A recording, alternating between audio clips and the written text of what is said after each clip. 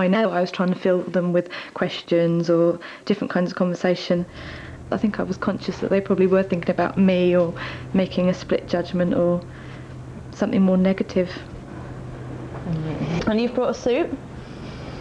Yes. Yeah. He's got a suit. I think it'd be nice to see everyone smart.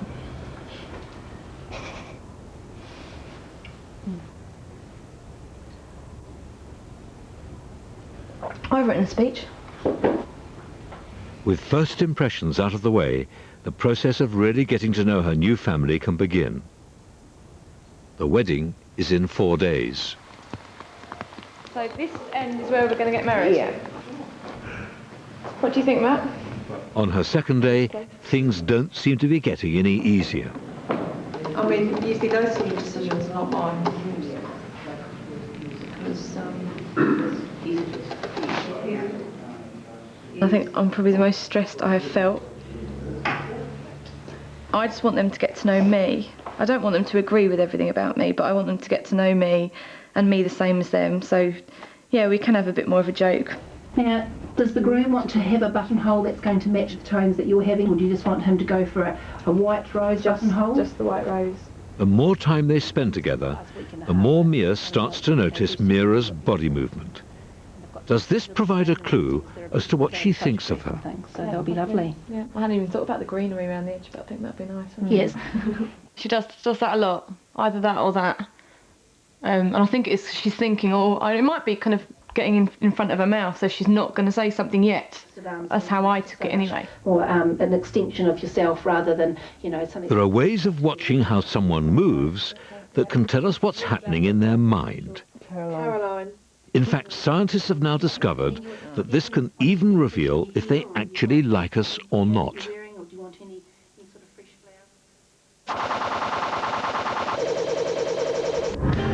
To show this, we took two men, Mr. Nice and Mr. Nasty, and placed them in a controlled environment. Then we asked several volunteers to meet them and discuss different subjects. Favourite films? Yeah, well, got plenty of those. You go first. What the volunteers didn't know was that while Mr. Nice was being friendly and warm, Terribly careful. You've been a lot. Mr. Nasty was being as negative and as difficult as possible. What about AIDS? Philadelphia Story. Yeah. Didn't like that very much. No. Not really. But crucially, both Mr. Nice and Mr. Nasty have been asked to deliberately move their bodies in specific ways. So you got any more favourite? While cameras watched for a response in the volunteers that would reveal what was going on in their mind. Gradually, as the conversations developed, an extraordinary thing began to happen. The volunteers with Mr. Nice gradually began to copy him. They kind of used those well, and the acting was so good, they kind of all got away with it. And the other ones, Last of the Mohicans. No, I didn't see I mean, there's no reason to suggest that we should like that, but there's something... Meanwhile, those with Mr. Nasty didn't copy him at all. Well, I'm really enjoying 24 at the moment. Have you seen that? Saw it once. Yeah, no, I didn't like it very much. No? No. And I think it's the sort of thing I like going to the cinema with myself. Because the volunteers like Mr. Nice, Some people say they like to, share their mind prompted them to mimic him. No, I often go by myself. A subconscious attempt to strengthen the bond between them. Well, that's what everyone says, it's fantastic. Please tell me.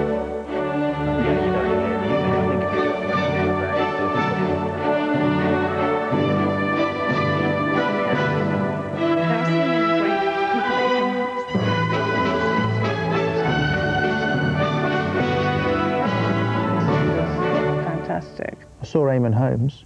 Did you? Yeah. Did you speak to him? No.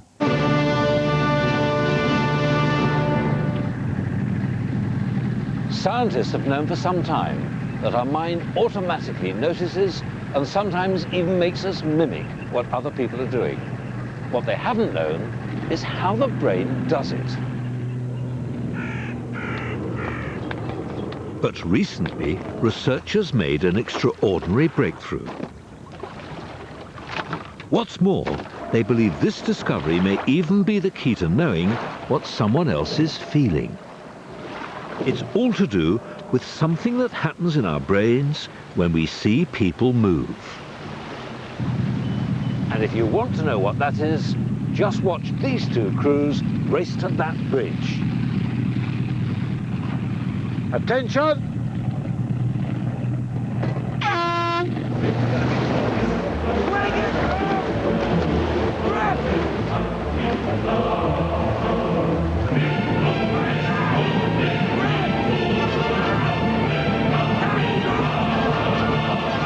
It seems the secret to understanding what people feel lies in watching them move.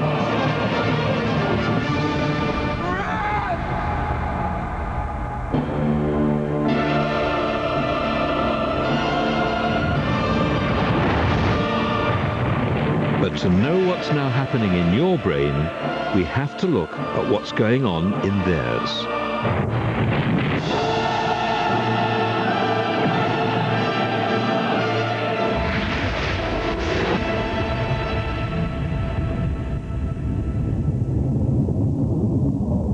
A particular part of the brain is controlling each of the physical movements they're making.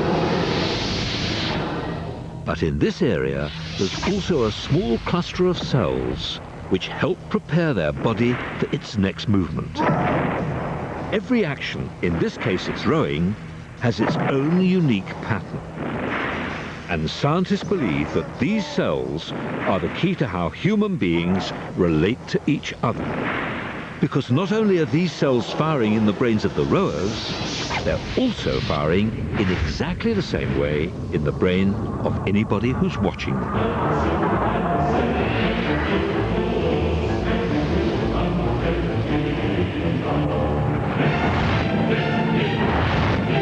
In other words, the cells which are helping these guys row now are firing in your brain and mine just as if we were rowing ourselves.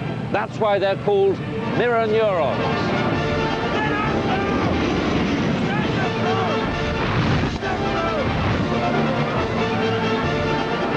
Mirror neurons mean that you and I not only are watching what these men are doing, our mind is actually feeling something of what they're feeling.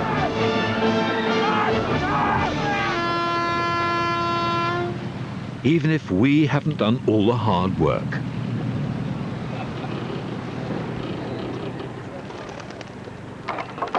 Well, how does all this affect your social life? Well, if you know what somebody is feeling, the chances are you'll know what they're thinking. Our mirror neurons help us read other people's minds.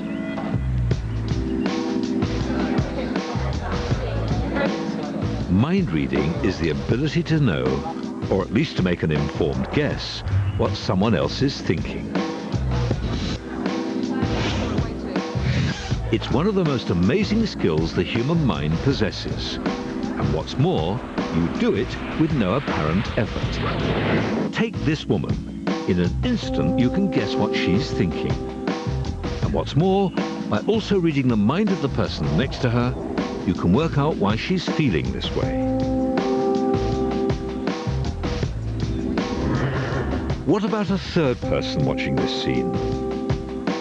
He clearly finds it funny that this man fancies someone who doesn't fancy him. While they've been reading each other's minds, you've been reading theirs. And what was happening in our heads to make it possible is astonishing.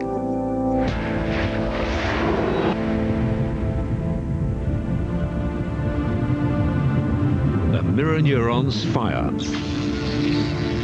helping us to understand what someone else is feeling.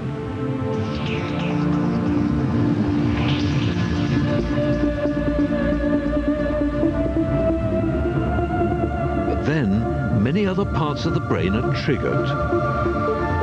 Areas which allow us to recognize facial expressions. Areas which let us draw on memories and past experience. And then the part which puts all this information together and decides what it all means. Many different areas of the brain work together to achieve all this. and it happens in an instant.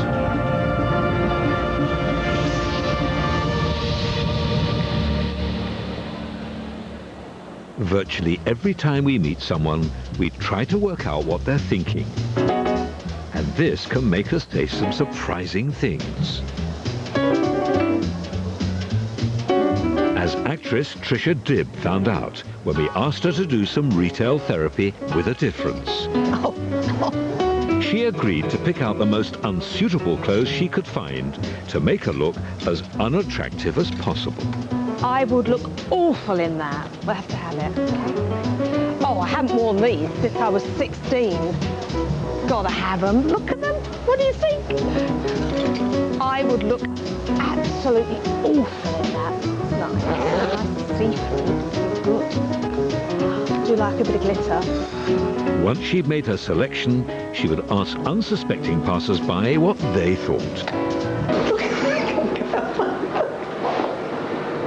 Would people tell Trisha the truth?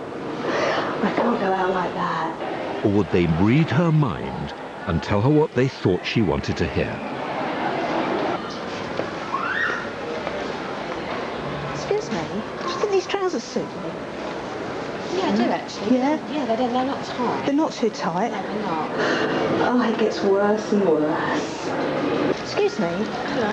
It suits me, does it, you think? Yeah, it does. Yeah? Yeah. The colours, do you like the colours? Do you think they suit me? No, that looks really Yeah? nice. Yeah? Excuse me, can I just ask you, do you think this suits me? What do you think? I think it does. Yeah? Yeah, the colour's nice, isn't it? I like nice. I love this pink, it's really Yeah, nice, it's isn't it? nice. Yeah. Yeah. The whole outfit looks alright. It does look nice. Yeah? Well, I thought she felt she looked nice in it, and I just didn't think that it was fair to tell her that she didn't. Excuse me, this suits me, doesn't it? Yeah? Yeah? What do you think about the colour? I didn't like the colour. I think the colour suits you. I think the colour suits me. She looked like really happy that she found something that she really liked. I didn't really want to let her down, I suppose. Opinion, do you think this suits me? Yeah, no, it does. Yeah? Yeah, it does, yeah. Yeah? She probably shouldn't wear a top like that. It was a bit young for her. No, it fits nicely. Yeah? No, it's nice. Yeah? I think she thought that she looked quite nice in it. Because if you thought you looked really awful in it, you wouldn't go and ask someone, would you? I wouldn't. Does it suit me? Yeah? You think, yeah? Is it good, the colour good? All these people were reading Trisha's mind before answering. The colours look nice, don't Colours are they? really good. You've got that colouring, haven't you? Yeah, it's even better, isn't it? Do you think so? Is that nice? It shows just how often we use this skill to get on with people better. On the bottom, look nice and soft. That's kind of. Thank you. Thanks for your help. Thank you. Out in New Zealand, things are becoming more relaxed between Mia Bragg and the woman who will in 2 days' time be her mother-in-law. I think my relationship with Mira has progressed over the last few days. I think at the beginning she kind of sat back and kind of not withdrew, but probably was thinking a lot more and pondering about things, where now she'll come forwards more and talk more directly to me, which is a big thing. Did you meet Ginny? No, We were running late to pop to the hairdresser, so he literally ran in and got the... It's Mia's mind-reading skills that are helping her better understand and get on with Mira. I think Mira's probably quite nervous about the wedding, so I'm being kind of very, very positive, and I suppose giving her lots of praise and things I know she's already set up or organised. Do you like the ribbon? Yeah. She's got the. Because I think that would be perfect for my necklace. And I'm reassuring her on any situations or decisions that she made before I got here were the right ones. I think I made the right decision putting it in my suitcase. And over the last couple of days, I think I know from eye contact we're okay with each other. It's going to be fine. No, It's going to be fine. Do you like? Yes, I do. It's very nice. Yep. If I didn't think it was nice, I'd probably... You would tell me. Well, I wouldn't tell you, but I think you'd sense that I would. Yeah, no, yeah. Mind reading allows us to understand and even win people round, but it also allows us to manipulate and deceive them. And that's what's brought me to a rather unassuming office in central Munich.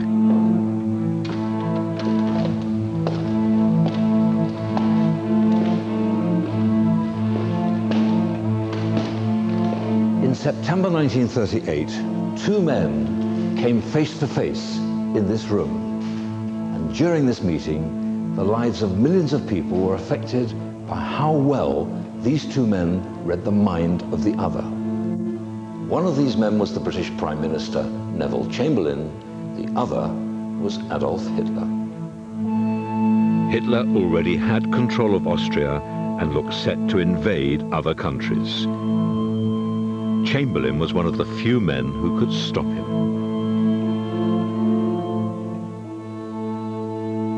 Now together, in this room, Chamberlain demanded Hitler's word that no further military action would be taken. Hitler gave it.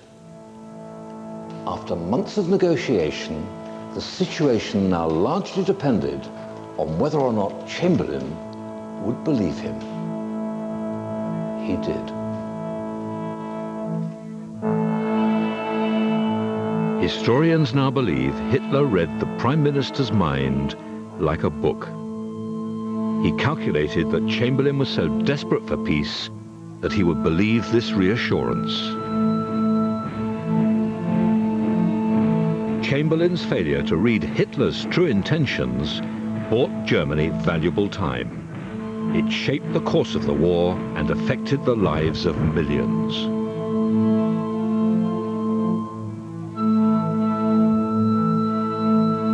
In all of history, there can have been few lies which have had as far-reaching consequences as this one. But at its heart, it was still just one man's brain against another.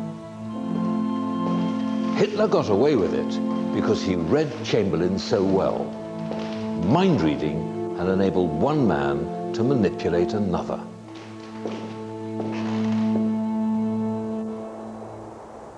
To lie, we need to read the mind of the person we're trying to deceive in order to work out what they know. But it seems this is so challenging for our mind that it can also be what gives us away. By studying the way our mind creates lies, psychologist Richard Wiseman has become an expert at spotting them. I went to his laboratory to find out how good I am at lying. So I'm going to ask you to describe two evenings, last Monday and last Wednesday. And one of the two descriptions I want to be the complete truth, the other a complete pack of lies. So we can start off by, if you can tell me about last Monday. Yeah, well, Monday I went to the Royal Society of Medicine where I gave a lecture. As my stories unfolded, it soon became clear that Richard was barely listening. Instead, I was being watched. Different tables. It was one long rectangular table with people. But what were Richard and his team looking for? Real evening, so I could describe them to Richard. But when I was lying, my brain was having to do far more work. First, I was using many areas of my brain to read Richard's mind and work out what he knew. Then, the planning area at the front of my brain used all this information to tailor my story to make it more believable.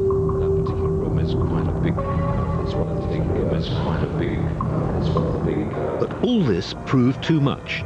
It didn't feel like it, but this area was becoming overloaded.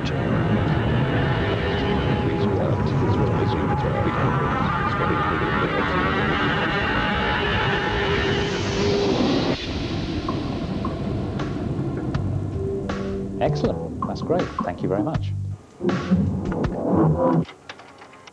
All this mental effort had made me display to Richard and his team the telltale signs of a liar. Throughout this, I've been telling you the complete truth. Okay, so we had two accounts there. On the Monday, the Royal Society of Medicine giving a talk, and on the Wednesday at the House of Commons. Yes. Now, the second one of those was a complete lie. I regret that it was a total lie, yes. How irritating. So we've analysed your body language, the way you phrased yourself, and so on. And although the lie looked very plausible, in fact, you gave off lots of the signals which are very typical. I thought I was lying really well. You were lying very well. I mean, it was very convincing, but still there were some signals in there. When you were telling the truth, you were very animated with your hands. I was anxious because I knew I was going to give a very unusually controversial talk. The impact that my take... And that's typical of a truth teller. When it came to the lie, suddenly the gestures cut right the way down. The guest speaker was Sir Alex Ferguson. Yes, throughout this I've been telling you the complete truth. And this is linked to what's going on in your mind. First of all, you're thinking. You're having to think harder about the answers. And when we think, we cut down on movement, both of our heads and body and so on. In terms of eye contact, when you were telling me the truth, you tended to look me in the eye. Very gracious in the way she gave the vote of thanks. When you were lying, you looked away. And how many people were there, roughly? Well, around the table, I suppose there were about 28 people. But I rather overstepped the mark a bit, and I arrived a bit late.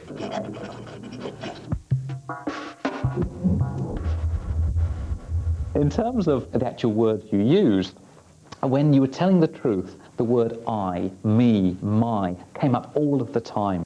My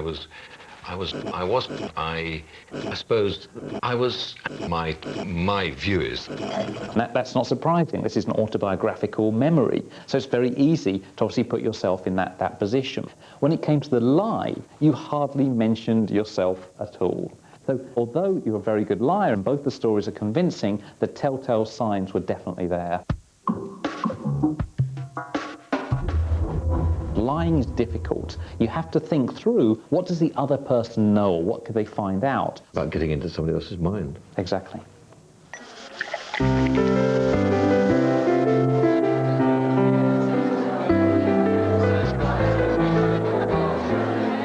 So in our social lives, we use our brain's amazing powers to mind read and get on with people.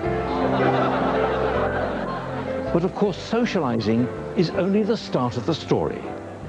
How we deal with other people affects almost every aspect of the world we live in.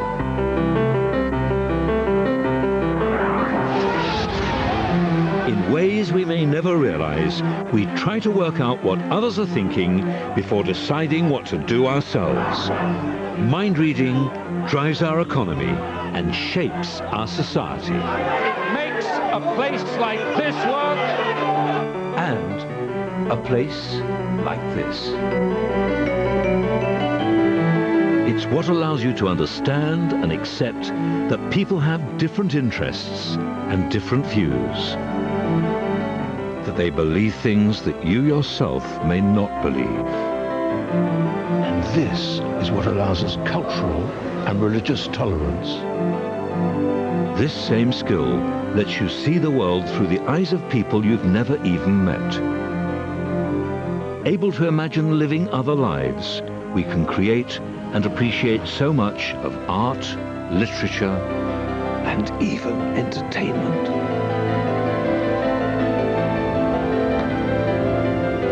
But of all these things, what many of us value most is the chance that our social mind gives us to be intimate with those closest to us, to like, to care, and even to love.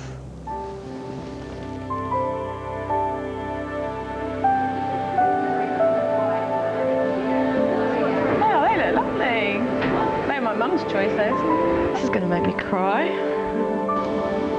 Hi, Mia. Just want to wish you all the very best. I love you lots and have a wonderful time. Love you.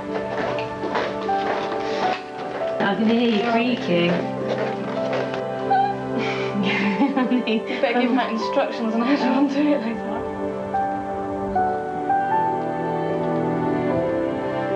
I think Mira thinks I'm good for Matt, and I think that's made the whole process of getting married so much easier. I mean, it could have been so different. It does make me feel really kind of relieved and relaxed, I suppose, that I have been accepted. She is a pleasant girl. She's gentle, she's caring, and she is nice, and I like her, so I feel totally relaxed with her. I didn't feel it right at the first instance that I met her. That is something that comes with being together in time. We all want to wish you the richest blessings that marriage can bring. Don't we, family and friends? Too right.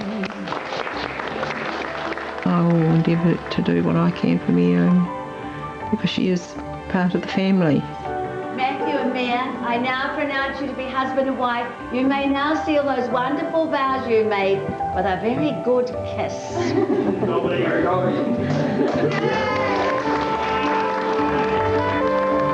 I don't think my brain actually probably knows what it's done in the last week or so. It's had to cope with a whole range of situations that it has never had to cope with before. It probably would have been a lot easier if I'd met somebody in an Edgware pub. But no, you can't help who you fall in love with.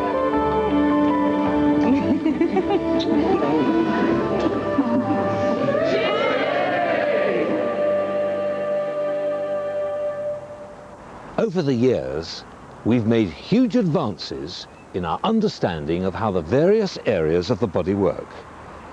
But in many ways, the mind has been the least understood. That's partly because its workings are so intricate, and because we haven't until recently had the right technology to study it. But I also believe it's because, like a reflection, we're asking our mind to understand itself. And that's why it's likely there'll always be certain things about it we'll never quite be able to grasp. But what I find exciting, and what we've looked at... A community divided by four-legged visitors. From everyday life comes... makes us better at using it.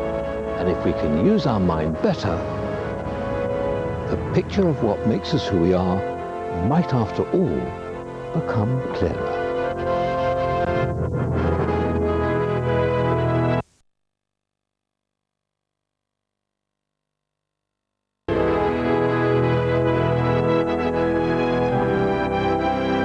See if you can tell a real smile from a fake one. Log on to BBC Eye at www.bbc.co.uk/science.